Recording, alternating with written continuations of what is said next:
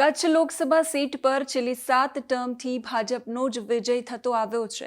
કચ્છ લોકસભા બેઠક પર આ વખતે ભાજપના અનુભવી નેતાની રાજકીય લડાઈ કોંગ્રેસના નવોદિત નેતા સાથે છે.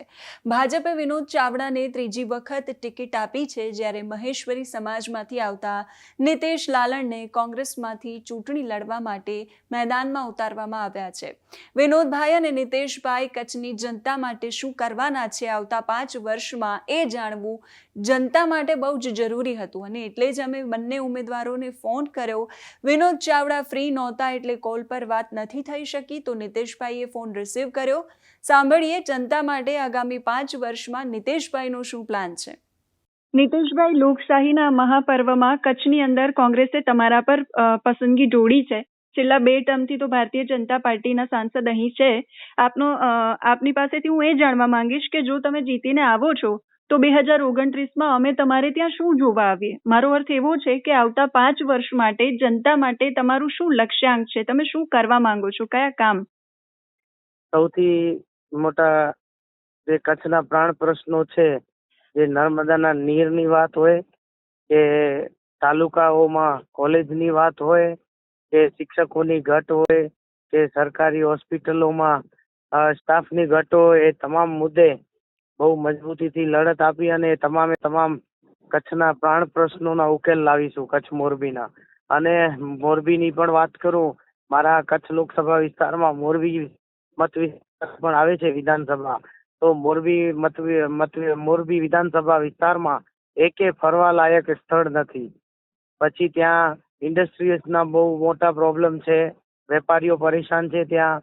પછી રેલવે કનેક્ટિવિટીનો બહુ મોટો ઇસ્યુ છે અને એરપોર્ટની પણ ત્યાં બહુ તકલીફ છે. અને કચ્છમાં પણ જ્યારે ભૂતકાળમાં કોંગ્રેસ પક્ષની સરકાર હતી ત્યારે મુંબઈની 3 ફ્લાઇટો હતી, ભુજ મુંબઈ દિવસની 3 ફ્લાઇટો હતી. આ સરકારમાં એક પણ એ દિવસે એક જ ફ્લાઇટ છે અને એ પણ રેગ્યુલર નથી. બહુ એના બી શિડ્યુલમાં આગળ પાછળ થતું રહે છે. એટલે આ બધી તકલીફો કચ્છના લોકોને પડે છે, મોરબીના લોકોને પડી રહી છે.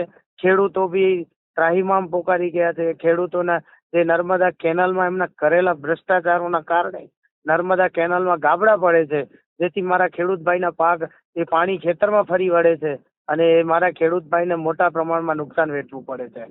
એટલે આ બધી એમની જે વિફળતાઓ છે એ તમામે તમામ સુધરે અને કચ્છને કંઈક સારું આપી શકીએ એટલે એ વાત અમે કચ્છની પ્રજાને પણ કહીએ છીએ અને આપને પણ એ ખાતરી આપીએ છીએ. આભાર નિતેશભાઈ, જમાવટ સાથે જોડાવા માટે. Thank you madam. હિસાબ કિતાબ અંતર્ગત તમારો એટલો જ પ્રયાસ છે કે તમે જેના માટે મતદાન કરવાના છો એ પ્રતિનિધિ તમારા માટે શું કરવાનો છે એ અમે એમની પાસેથી જાણીએ, ફોન કરીને માહિતી આપના સુધી પહોંચાડીએ. કચ્છના સમીકરણો વિશે વાત કરીએ. કચ્છ લોકસભા સીટ ભારતની 3જી સૌથી મોટી લોકસભા સીટ છે, જેનું ક્ષેત્રફળ ડેનમાર્ક કરતાં પણ વધારે છે. આ બેઠક પર ક્ષત્રિય, દલિત, મુસ્લિમ, આહિર, પટેલ, બ્રાહ્મણ, વણિક, લોહાણા અને અન્ય જાતિના લોકો વસે છે. ક્ષત્રિય અને દલિત મતદાતાઓ પ્રભાવી છે. આમ જોવા જઈએ તો કચ્છની બેઠક પર કોઈ એક જ્ઞાતિના મતદારોનું પ્રભુત્વ નથી અને જુદી જુદી જ્ઞાતિઓની બનેલી આ બેઠક SC માટે અનામત છે, પરંતુ જ્ઞાતિવાદી સમીકરણો અહીંયા કામ નથી કરતા. આ બધી જ્ઞાતિઓના મતદારોની સંખ્યા 7 થી 8% આસપાસ રહેતી હોય છે. કચ્છમાં દલિત અને મુસ્લિમ મતદારોની સંખ્યા પણ નોંધપાત્ર છે અને એવામાં આ વખતે કચ્છની અંદર એક અનુભવી અને એક નવોદિત ચહેરા વચ્ચે લડાઈ છે. નિતેશભાઈના ફોન કોલ પરથી અને વિનોદભાઈ જે જનસભાઓ સંબોધી હશે સંબોધન પરથી આપને નક્કી કરવાનું છે કે આપના માટે કચ્છમાં શ્રેષ્ઠ ઉમેદવાર કોણ છે. અત્યારે આ વિડીયોમાં બસ આટલું જ. નમસ્કાર.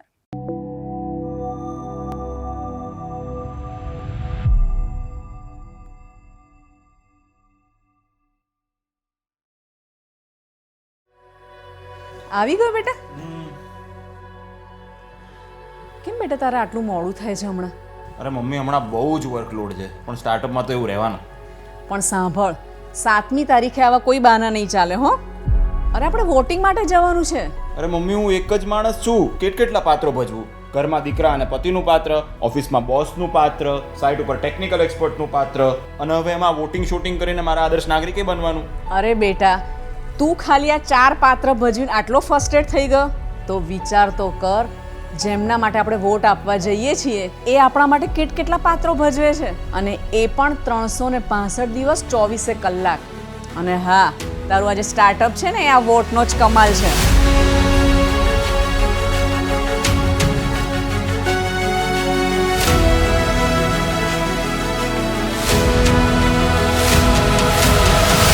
તો આવો 1 કલાક એમના માટે કાઢીએ જેમણે આપણા માટે કેટલા પાત્રો ભજવતા દાયકાઓ કાઢી નાખ્યા. ફરી એકવાર મોદી સરકાર. કમળનું બટન દબાવો, ભાજપને જીતાડો.